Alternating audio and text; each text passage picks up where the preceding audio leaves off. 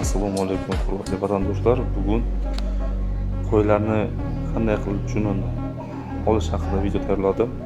Qo'y mashinkasi orqali kimga qiziq bo'lsa, oxirigacha tomosha qiling. Va sizlarga manzur kelgan bo'lsa, bir dona like va podpiska tugmasini bosib qo'ying.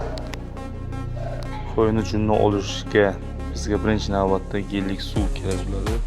Gellik suvning vazifasi shundaki, qo'y mashinkasini tozalash kerak bo'ladi. Qo'yni junini olayotgan paytda unday kirlar bo'ladi, mana yopishib bo'ladi orasida. Shuning uchun bizga gellik suv bilan bunday botirib olamiz. Ishlatadigan holatiga to mana shu yergacha mumkin tiqish suvga. Mana shu yergacha mumkin tiqish suvga. Tiqib ishlatadigan holatiga olinadi. 2-3 marta shu narsa takrorlanadi va mashinka tozalanadi va yanada olishi sifatliroq bo'ladi agar gellik suvga tozalanib qilinsa. Xo'p, oyoqlar baylangan. Biz ishdan boshlasak bo'ladi. Mashinkamiz top-toza. Bitta yonni ochib olamiz.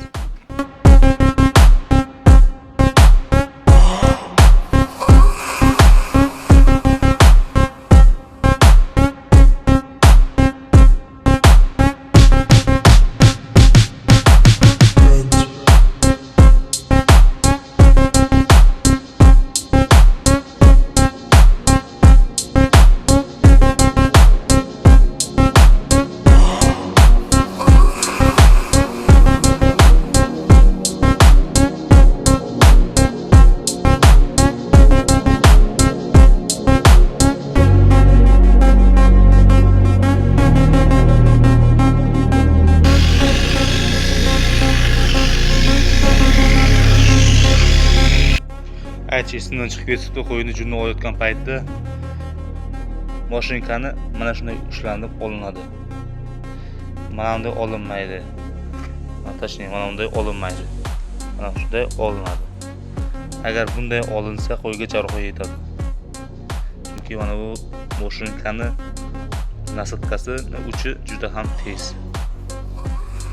Bitta qo'l bilan ushlanib videoda ko'rganingizdek qilasiz. Ko'rasiz, jarohat yetmaydi.